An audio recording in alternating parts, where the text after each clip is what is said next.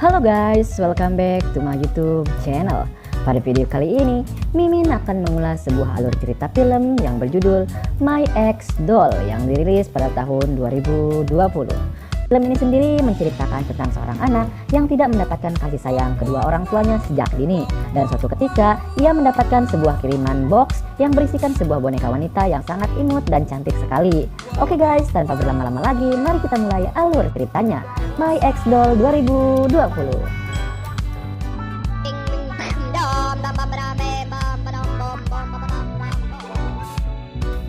Di awal film, diperlihatkan seorang anak kecil yang kita beri nama saja yaitu Eddie. Di saat itu, Eddie ini tidak sengaja melihat ayahnya yang sedang mengasah buyung puyuhnya dengan seorang wanita. Dan lalu, film pun kemudian dimulai. Tahun berganti tahun, tak terasa Eddie kini telah beranjak dewasa. Di saat itu, Eddie telah mengenyam dunia pendidikan. Diceritakan, Eddie ini telah ditinggal pergi oleh ibu tercintanya sejak dulu kala. Dan ia pun dibesarkan oleh ayahnya yang berprofesi sebagai seorang aktor film pemersatu bangsa. Namun naas bagi ayah Eddie, pada malam itu, pada saat pembuatan film, seketika ayahnya mengalami serangan jantung, sehingga sang kakek legend satu ini pun harus mengembuskan napas terakhirnya. Tentu saja hal ini menjadi duka pilu bagi Eddie sendiri, karena dari sinilah ia harus belajar hidup mandiri tanpa kasih sayang kedua orang tuanya. Pada keesokan harinya, tiba-tiba saja Eddie mendapatkan kiriman paket yang berupa kotak box super besar dan tidak diketahui siapakah pengirimnya. Karena penasaran, Eddie kemudian mencoba membuka box raksasa tersebut dan setelah di-unboxing, ternyata berisikan sebuah robot yang menyerupai seorang wanita cantik dan juga imut-imut unesin gitu. Karena ketakutan, Eddie mencoba melarikan diri dan secara kebetulan bertemu lagi dengan seorang kakek-kakek yang bernama Profesor Cahyo. Lalu Profesor Cahyo meminta agar segera mengatakan umami dan seketika robot tersebut terdiam sehingga dapat dikendalikan. Diceritakan bahwa robot pemersatu bangsa ini bernama Anna dan ini adalah permintaan terakhir mendiang ayahnya yang ingin diserahkan kepada Eddie. Dan diceritakan sejak kecil, Eddie tidak pernah merasakan kasih sayang seorang wanita. Nah, robot ini telah dirancang untuk selalu menemani Eddie dan juga bisa memenuhi semua kebutuhan jasmani maupun rohaninya. Karena diketahui, Eddie telah mengidap penyakit super ganas. Jika Eddie sedang grogi, seketika Eddie pun terkentut-kentut mengeluarkan angin tornado dari silitnya. Dan kata kunci dari robot ini adalah umami. Secara perlahan, Eddie mencoba memahami buku pedoman yang diberikan oleh Profesor Cahyo. Dimulai dari merubah suara robot tersebut sampai mengetahui sisa baterai dari robot idaman pemersatu bangsa ini. Karena Eddie masih takut dengan boneka ini, ia lalu sengaja meletakkan Anna agar terus-menerus bergerak. Semata-mata agar boneka robot ini cepat kehabisan baterainya. Dan lalu Eddie pun bergegas untuk berangkat ke sekolahnya. Tanpa diketahui, ternyata Profesor Cahyo telah memasang CCTV di mata robot tersebut. Lalu, Profesor Cahyo datang ke rumahnya guna mengganti baterai boneka tersebut agar anti mati. Lalu, Profesor Cahyo memerintahkan boneka idaman pemersatu bangsa ini untuk mengejar Eddie ke sekolahnya.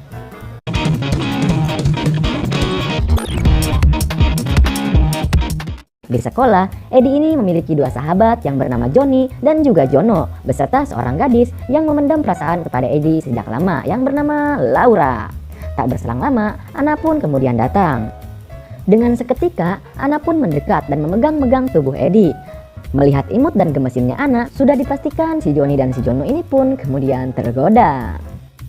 Kemudian, si Jono dan si Johnny ini yang tak tahu bahwa Anna ini adalah seorang robot, lalu mencari tahu siapa gadis ini. Di sana, Eddie pun mengatakan bahwa Anna adalah adiknya dari desa. Takut masalah menjadi runyam, Eddie lalu mengajak Anna segera pulang ke rumahnya.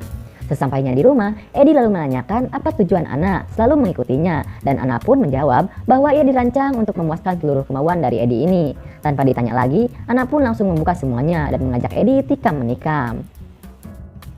Seketika, Anna pun merenggangkan jalan masuk goanya. Dan lalu secara tidak disengaja, Laura pun datang ke rumah Eddie. Dan Laura pun melihat hal tersebut. Tak mau terjadi kesalahpahaman, Eddie pun lalu menjelaskan kepada Laura bahwa Anna ini hanyalah sebuah boneka. Dan Eddie pun sangat amat terasa terganggu akan kehadiran Anna ini. Karena penasaran, secara tidak sengaja Laura memegang pegunungan milik Anna. Seketika, ia pun tersengat aliran listrik. Pada malam harinya, robot Anna pun kembali beraksi untuk menjalankan aksinya, yang dikala itu ingin mendapatkan asupan nutrisi dari buyung puyuh milik Eddie. Namun lagi dan lagi, Eddie menolak ajakan tersebut, sehingga Profesor Cahyo pun begitu sangat kecewa. Pada keesokan harinya, Profesor Cahyo lalu menyewa seorang wanita penggoda untuk merayu Edi agar bisa kembali menjadi seorang pria yang sesungguhnya. Tentu dengan bayaran yang sangat menggiurkan, wanita ini kita beri nama saja yaitu Karamel. Tak ambil pusing, Karamel langsung saja gaspol menuju ke kediaman Edi. Di sana, Karamel mengungkapkan bahwa ia adalah gadis simpanan ayahnya dahulu kala, dan Karamel pun meminta pertanggungjawaban kepada Edi, lalu meminta agar dirinya diperbolehkan tinggal sementara di rumah tersebut. Akan tetapi, Ana yang sudah diprogram menjadi pendamping sekaligus pelindung Edi pun langsung menggampar Karamel ini. Tak berselang lama, datanglah gadis barbar yaitu Laura yang ingin mengajak Edi untuk berangkat ke sekolah bersama-sama. Sehingga saat di perjalanan ke sekolah, Edi pun terlihat seperti seorang fuckboy yang menggandeng dua gadis pemersatu bangsa sekaligus.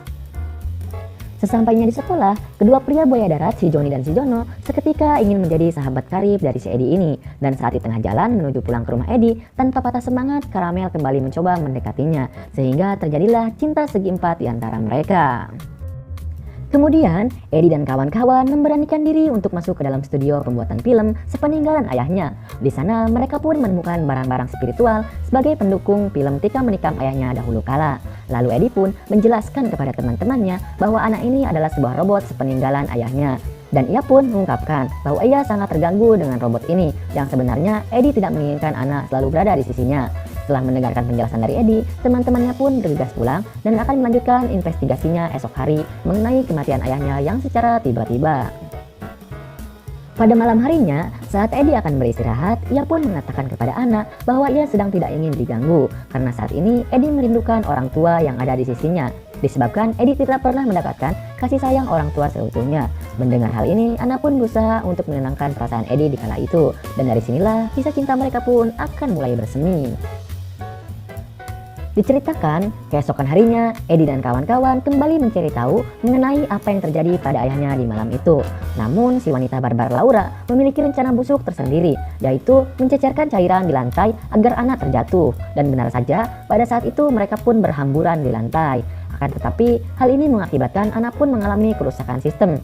Edi yang khawatir mencoba menelpon Profesor Cahyo dengan meminta pertolongan kepada Profesor Cahyo. Lalu Profesor Cahyo pun memerintahkan Edi untuk merestart sistem motorik Ana. Beruntung pada saat itu, program Ana pun bisa kembali bekerja secara normal. Dari sini, Edi pun menceritakan kisah cintanya dahulu kala yang selalu kandas di tengah jalan, yang ternyata anak bisa menjadi pendengar yang baik bagi Edi. Sehingga perlahan tapi pasti, Edi pun merasa nyaman berada di sisi Ana. Dan disinilah kedekatan mereka pun semakin intens dan Edi pun semakin terbiasa hidup bersama dengan Ana. Singkat cerita, pada malam itu Edi dan kawan-kawan kembali melanjutkan investigasinya. Namun Laura, Joni dan juga Jono memiliki sebuah rencana busuk masing-masing. Yang dikala itu mereka melakukan party minum-minum bersama. Sehingga Edi pun mabok karena kebanyakan minum. Merasa rencana yang telah berjalan lancar, Laura pun lalu mengajak Edi untuk beristirahat bersama di kamarnya. Yang dikala itu, buah kedap suara milik Laura ingin mendapatkan nutrisi dari buyung puyuh milik Edi. Sedangkan Joni yang penasaran dengan cantik dan imutnya Ana dari awal mencoba mendaki gunung kembar milik Ana. Akan tetapi sistem pengaman yang berada di tubuh Ana seketika pun berbunyi. Lalu Profesor Cahyo yang mengetahui Ana akan digarap oleh orang lain langsung mencoba menghubungi Edi guna mengamankan Ana dari serangan buaya darat tersebut. Mendengar hal itu, Edi lalu mencoba menyelamatkan Ana dari terkaman sang buaya darat. Sehingga terjadilah ketegangan di antara mereka. Edi lalu menjelaskan karena Joni telah memberikan minuman kepada Ana sehingga sistem program dari Ana pun menjadi error. Tak berselang lama, Ana pun tersadar dan seketika Ana pun berlari keluar ruangan. Melihat masalahnya yang semakin runyam, Edi mencoba mengejar Ana. Akan tetapi saat di pertengahan jalan tersebut, Ana tertabrak oleh sebuah mobil. Dari tabrakan itu, Profesor Cahyo mengatakan bahwa sistem Ana sudah tidak dapat berfungsi dengan baik. Dari sini, Edi pun merasa bersalah karena tidak mampu menjaga pemberian terakhir sepeninggalan ayahnya. Lanjut cerita. Lalu Profesor Cahyo menjelaskan kepada Edi bahwa hanya ada satu cara untuk menyelamatkan Ana agar bisa kembali seperti semula, yaitu harus masuk ke dalam program sistem motorik dari Ana dan membangunkan sistem itu secara manual. Dengan menggunakan alat yang ditempelkan di kepala mereka, seketika Eddie pun dapat masuk ke dalam sistem motorik dari Anna, dan Eddie pun dapat memflashback kejadian masa lalu yang kelam. Beruntung pada saat itu, akhirnya Eddie dapat menemukan Anna. Lalu ia pun mencoba membangunkan Anna yang sedang tertidur. Tak lama kemudian, datanglah ayah tercinta pada penglihatannya, dan ayahnya pun berpesan kepada Eddie agar mengikhlaskan kepergiannya. Lalu Anna pun kembali terbangun dengan sistem motorik sudah bekerja secara normal. Di akhir film, untuk yang pertama kalinya, Eddie pun memberanikan diri untuk menikah bersama dengan seorang wanita, yaitu dengan Anna ini. Dan teman-temannya pun mendapatkan pasangan hidup masing-masing. Sedangkan Laura harus menerima dengan lapang dada bahwa Anna lah yang dipilih menjadi pendamping hidup bagi Eddie hingga di hari tuanya. Dan film pun kemudian selesai. Terima kasih telah menonton video ini sampai selesai. Dan sampai jumpa di video-video selanjutnya.